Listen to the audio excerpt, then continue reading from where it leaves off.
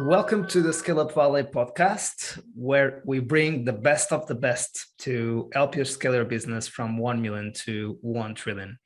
Today's guest is Zaedo, the founder and CEO at Superb. Zaedo, welcome to the show. Thank you so much, Mike. Thank you so much for having me. It's definitely a pleasure, and we'd love to know more about you and how Superb came. So let us know more about yourself.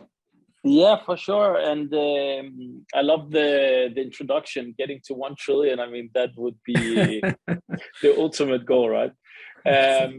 Yeah, but thank you so much for having me. My name is Zaedo. I'm from Superb, based out of Copenhagen, Denmark. And we are building the world's first guest experience management platform for restaurants, which is ultimately the first all-in-one platform for restaurants to collect their tools in one and start collecting the data to be able to drive revenue and increase retention. Mm-hmm. I love it, and tell us more about the problem, because you have been living in a company before where you have seen a nightmare or a huge opportunity in putting it in the positive, right? Yeah, well, I would say that's a good way to put it. I would say a little bit of both. I mean, I've seen a lot, and I've seen the hospitality world close up. Custom experience is very close to my heart. I previously come from being part of building Joe and the Juice before local Copenhagen business juice changed to now a global one. And you know, one of the interesting things I saw there was that the culture and the way that conveyed into custom experience was the key to success and revenue, and making customers come back. The only challenge was that knowledge was only sitting with very few people, and I don't know if it was because they were more vested or of certain discipline, or if it was managers only, but it was very hard for a manager to have an off day, so to say. So what I tried to do, I started looking at, you know, how could I combine the systems that we were using to create that context, right? To collect the data and be able to present it to the whole team when they would meet the customer. But that was simply impossible. Systems were too legacy, and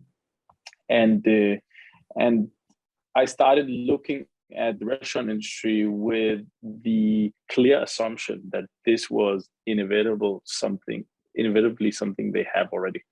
But to my surprise, they were even more behind. Exactly, yeah.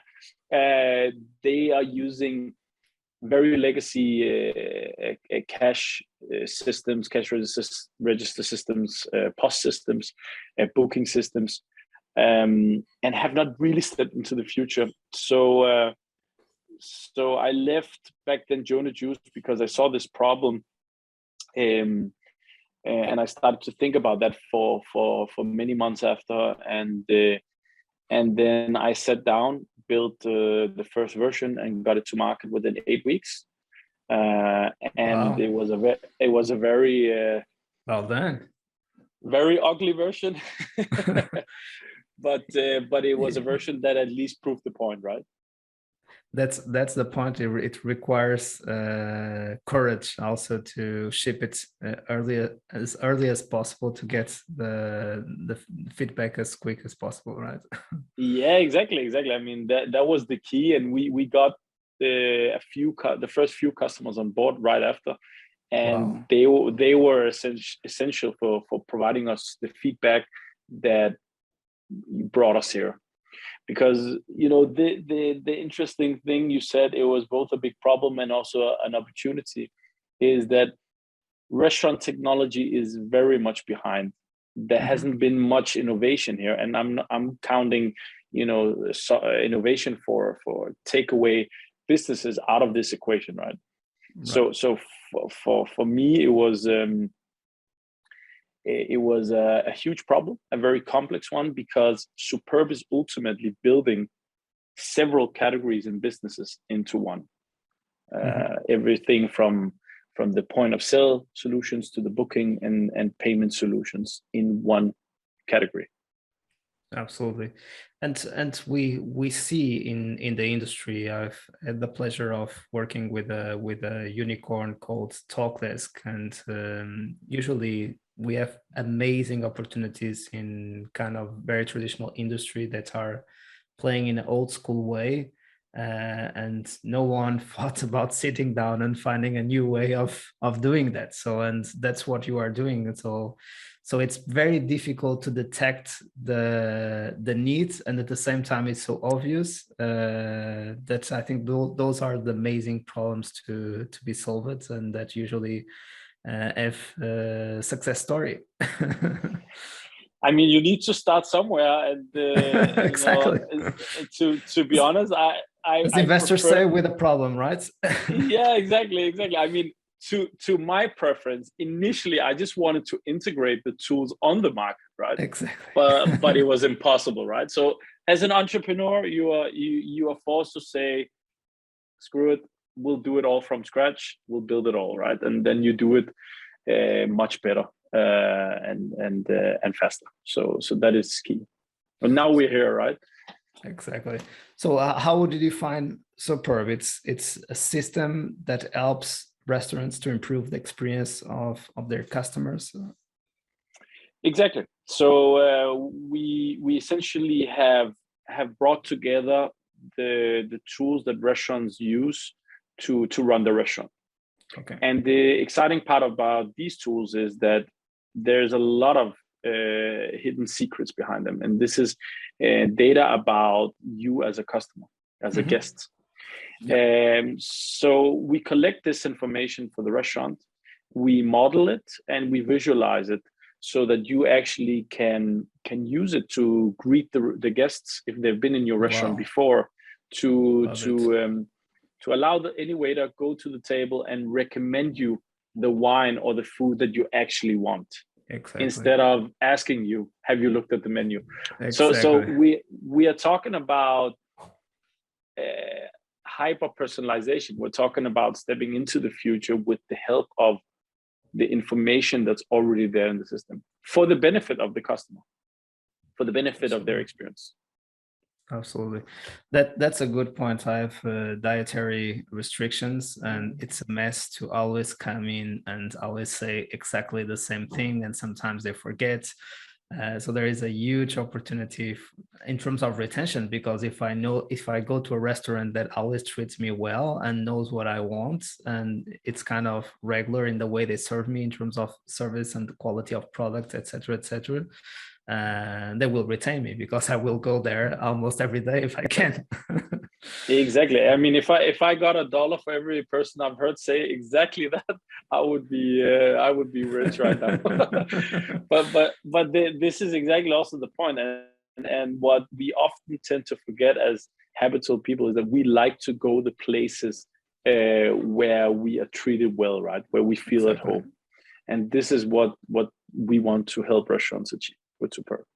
Absolutely. That's a great summary that defines the hospitality industry, where we feel ourselves at home. I think that's, again, simple, but so complex and so important.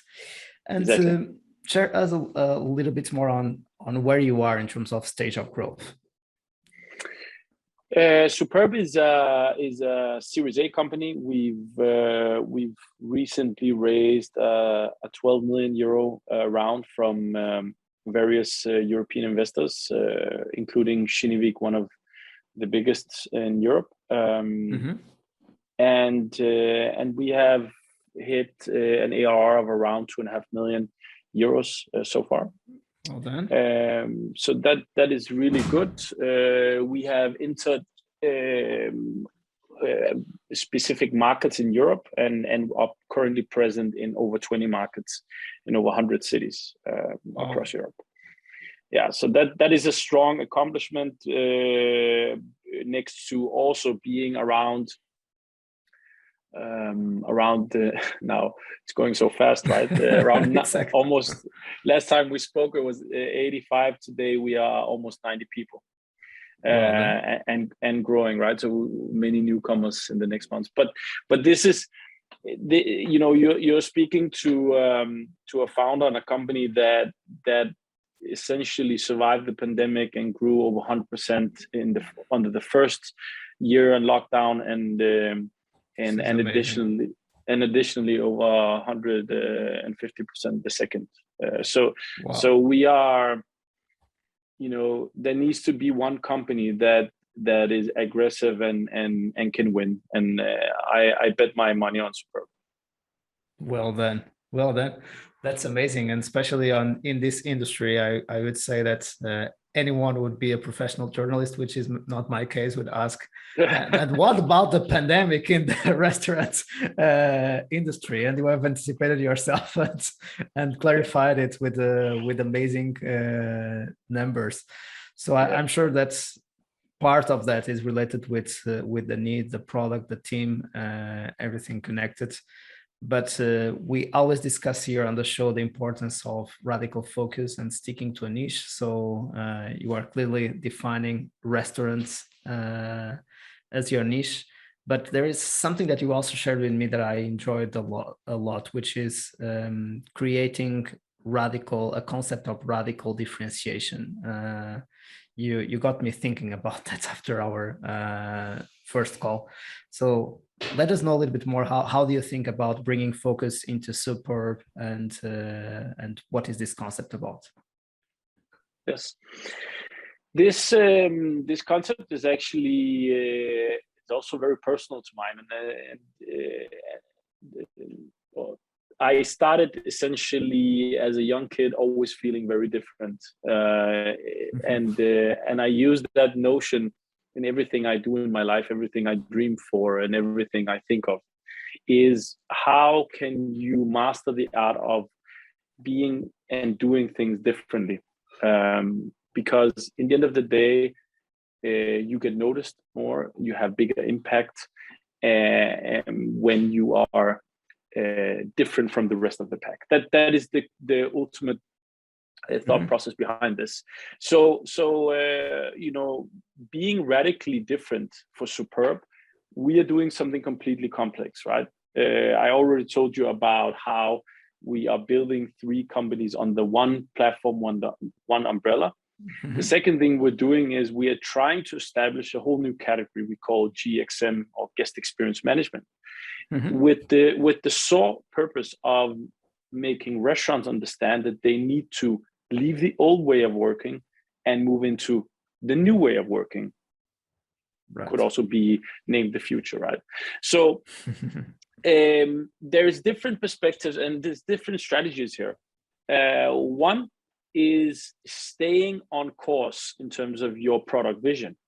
If we roll back to the start of the pandemic, what I saw was many companies in our space making a 180 pivot to online ordering and takeaway and so on and so forth, right? And I'm sure they've had a great amount of success during the pandemic with that. Of course, we've seen some great cases. Right. For Superb, the main decision was to stay on track and focus on our vision and our path. So we basically doubled down on our product roadmap that we've envisioned and planned before the pandemic also. Now, obviously, we delivered a lot of tools to restaurants that could help them during the pandemic, but we kept on staying faithful to where we want our product and vision to develop. The second thing is focusing on our niche of customers. I cannot count the amount of times where it would be easy for us to either broaden out horizontally and tackle many other industries in the restaurant industry, or broaden down and say we target the whole segment of restaurants, everything from the low end to the fine dining high end, right? Right. The difference here is that most companies do that, but the difference here is you cannot be great at everything. We could also have chosen to become a marketplace, meaning we ship an app in 3-4 months, and then suddenly every consumer can download our superb app and they can find the restaurants working with us. But you again neglect what you intended to do because you cannot be the best at everything. And so for us, it was about also staying faithful to the mid and high end segment of restaurants. So since the foundation of this company and until today, Superb has focused on the mid to high end segment of restaurants, and we continue to do so. We want to be the world's best platform for the world's best restaurants. And for me, that is radical differentiation. When you stick to your initial strategy and constantly think about how can I do something that is completely different than the rest of the market is doing, than what other competitors are doing. Because ultimately, the company that will niche down and focus is also the company in my book that will win. Got it. So the kind of the Michelin platform for Michelin restaurants, kind of. Close to it. You make me think that's a good thing. Yeah, but it's actually true, right? Because if you think about it, and we can yeah. And there's where hyper personalization is most important, right? So there's where also the customers of those restaurants are happy to pay more for that kind of customization, right? Exactly. It's an overall strategy that holistically is connected to your customer, to the product, the way you build the product, and that is exactly my point. Is that again, you cannot be the best at all segments. So for Superb, we chose to go deep vertical for the mid to high end segment, and that is if we stay loyal to this type of customer, this type of restaurant segment, we will also build our product for them. And what happens in the future is the future, right? Whether we will expand horizontally, vertically, whatever we do, there's plenty of opportunities. But, if we, prior to the pandemic, for example, had already grown into, massively into other segments or industries, I'm not sure we'll be here today. Absolutely. And that's why it's also important to have kind of a long-term, a mid-term, and a short-term vision, kind of doing the reverse engineering exercise from the future to the present, as you said. Maybe in order to get to the 10 million ARR, 20 or 50 million ARR, it is enough with this segment, with this product. But maybe to get to 100 million, we might need to add a new product and serve a new segment that might be the low end. We don't know, but at this stage, we have so much work to do to get to serve this high end and mid end. That let's focus on execution and delighting them and making it happen, right?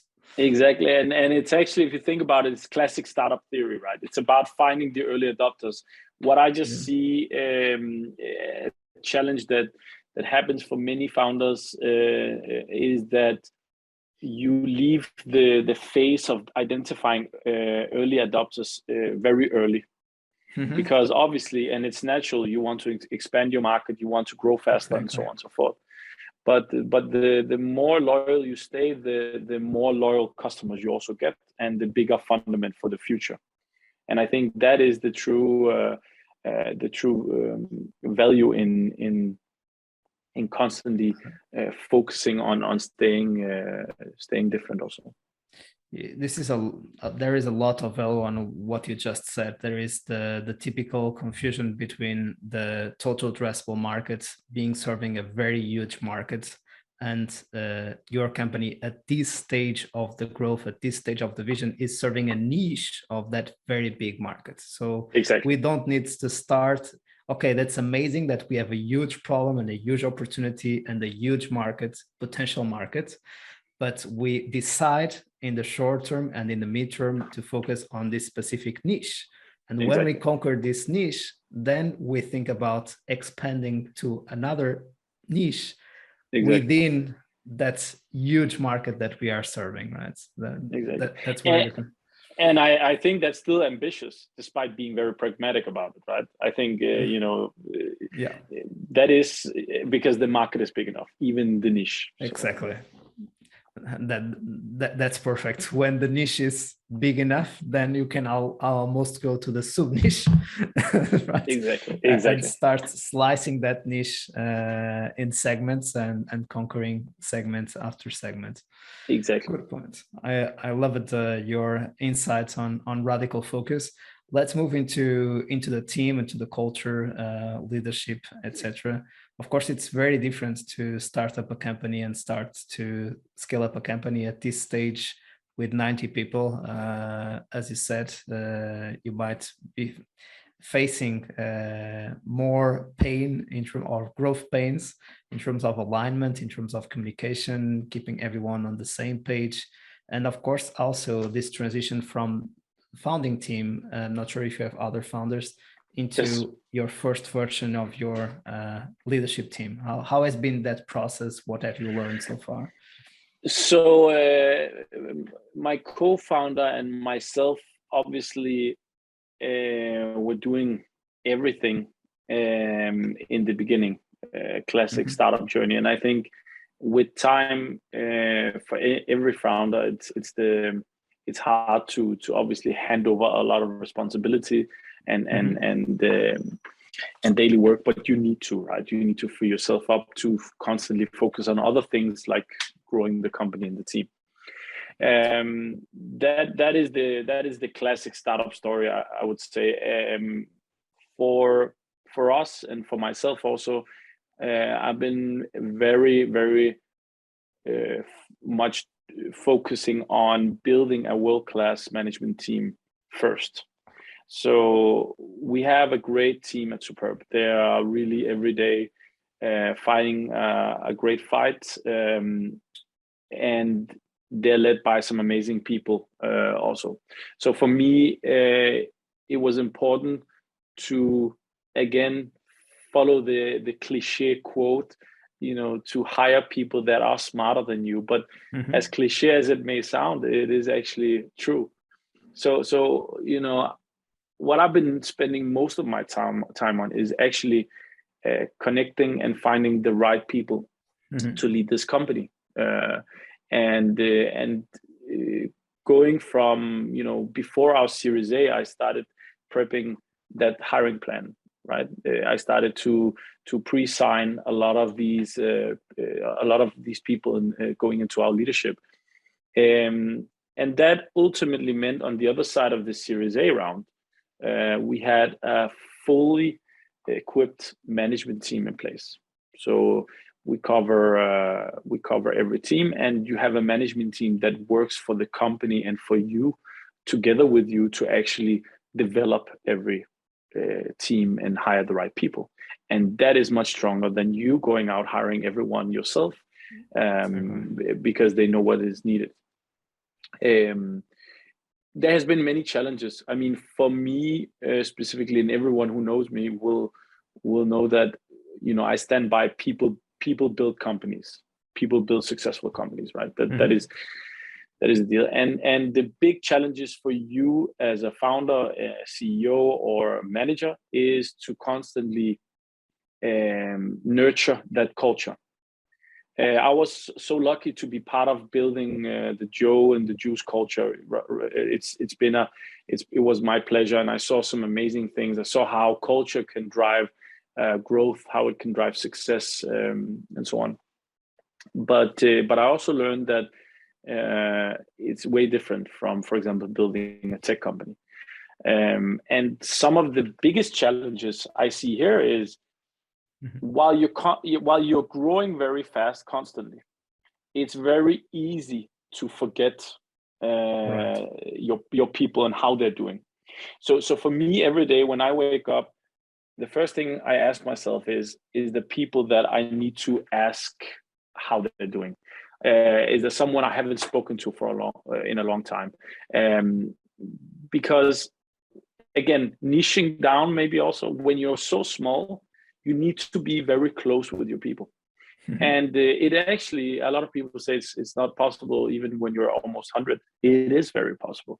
So for me and my managers and my management, we are aligned about how I personally also involve myself a lot with the rest of the team on team level. Because you really need to be close to them, and you need to be transparent with them. You need to help them grow because they're here to do so, right? Absolutely.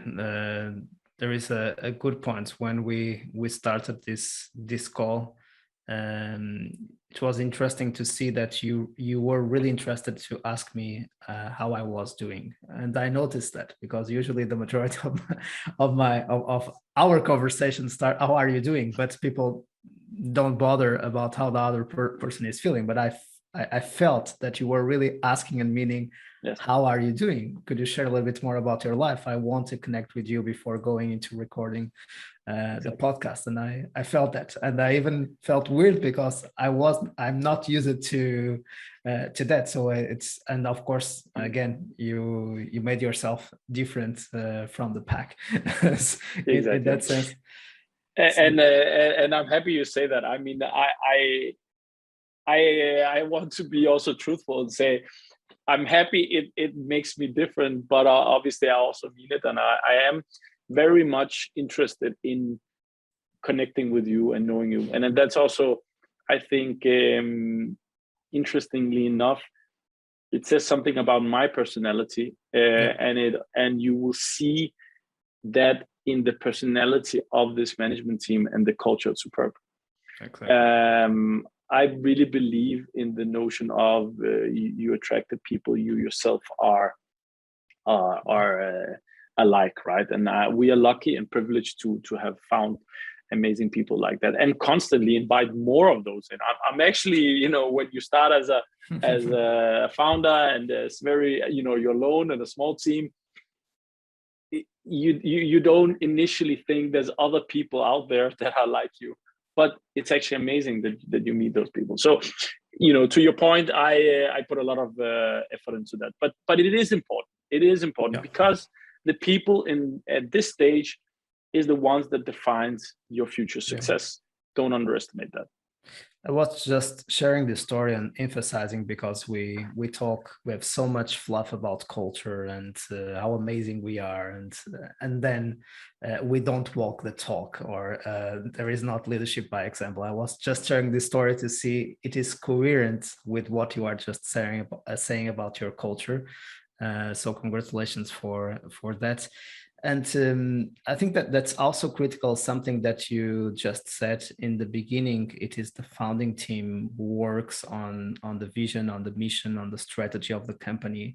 And then you have a leadership team that is working on building that. And I think this transition, sometimes we don't talk enough about this, how difficult it is, as you said, to go from having the founding team leading these critical components of the strategy and execution to having the leadership team doing that stuff in a way that they have much more experience together to make it better than just the founding team themselves, right? It's that's spot on, and I agree with you. I don't think we talk more about that, because prior to hiring this strong team, I was looking online and talking to people, and we're like, what does a great management consist of, right?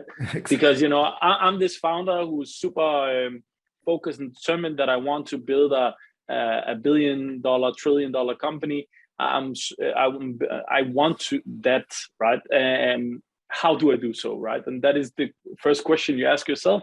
Okay, you need a great team to do it, and I think as much as it's hard to hand over a lot of that responsibility, it is also what makes your life as a founder easier.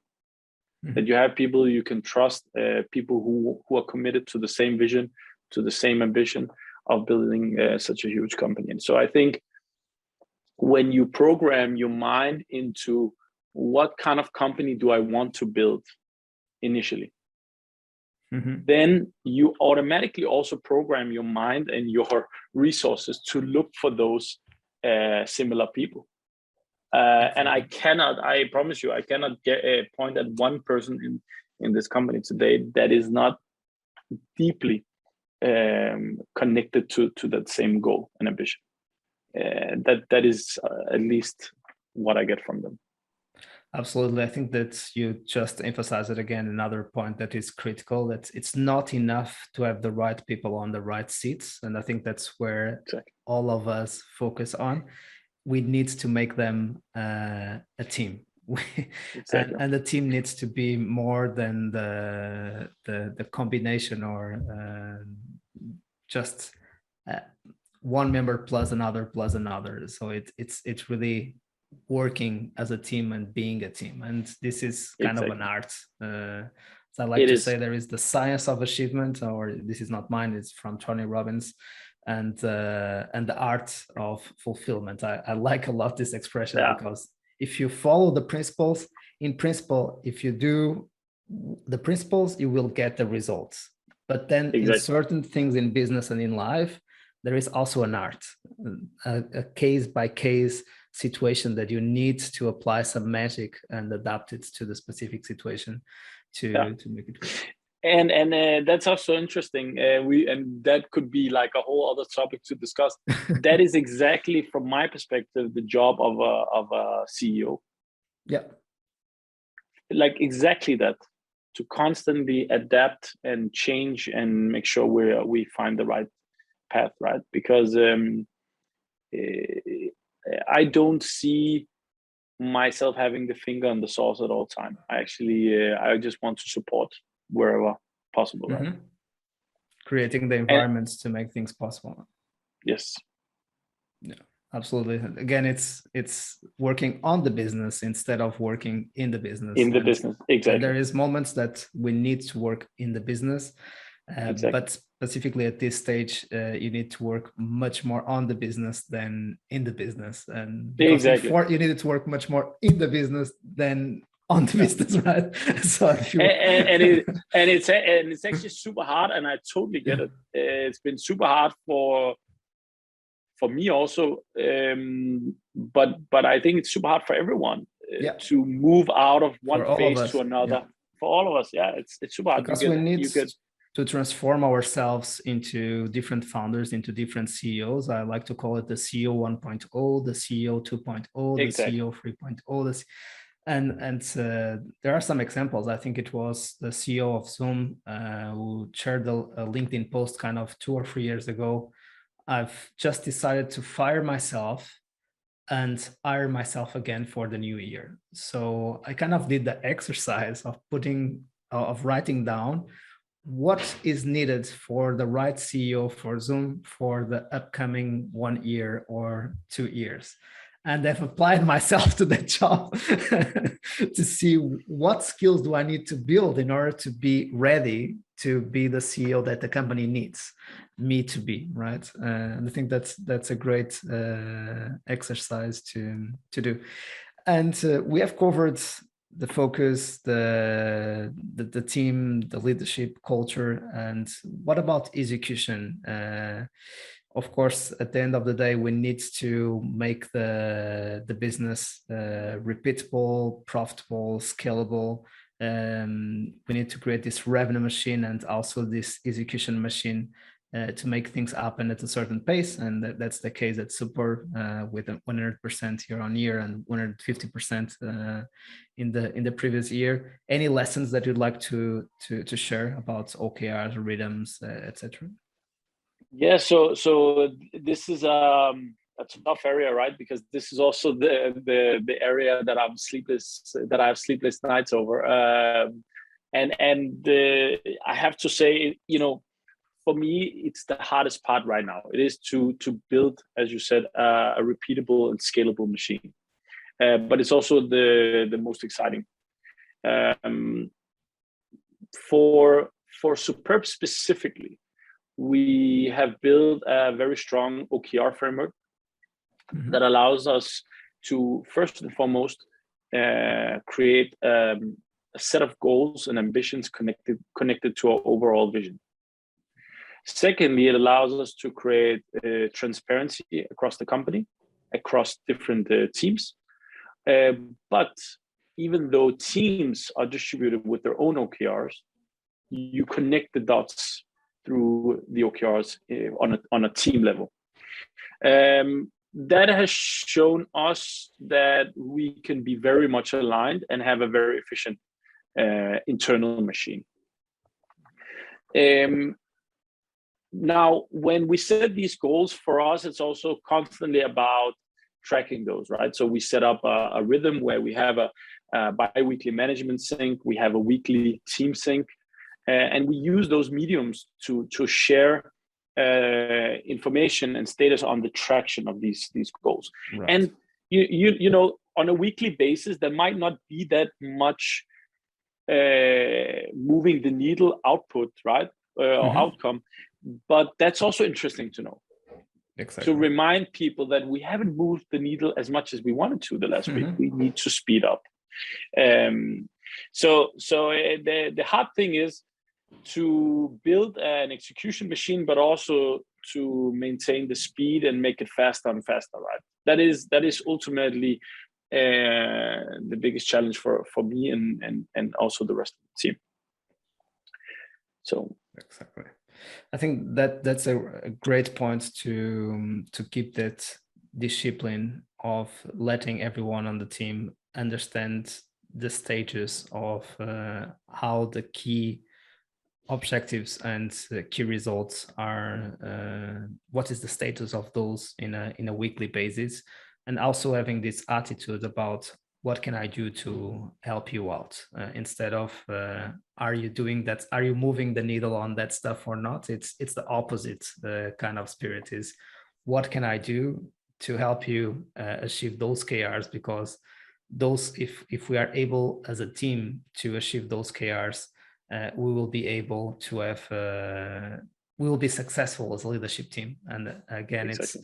It's when we start focusing ourselves on the success of the team instead of on the success of the individual. It's kind of having that spirit of joining the meeting and saying, wow, today I have a good session because my KR is with an amazing metric, and I will share the amazing stuff that I've been doing to the opposite sense. Yeah, which exactly. is, okay, I'm happy that the KR is on track, but let's see how are all the KRs in the company and what can I do for us as leadership team be on track. And that's when I get excited. We are on track, not I am on track. Exactly. And we are also very much driven by the fact that, you know, we can do a lot of things and a lot of work, but in the end of the day, the only thing that counts is the outcome. Exactly. I don't care about all the output. That's also why, you know, I always encourage people not to, you know, just work hard.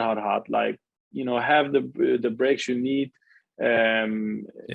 Be off when you're off. Work smarter.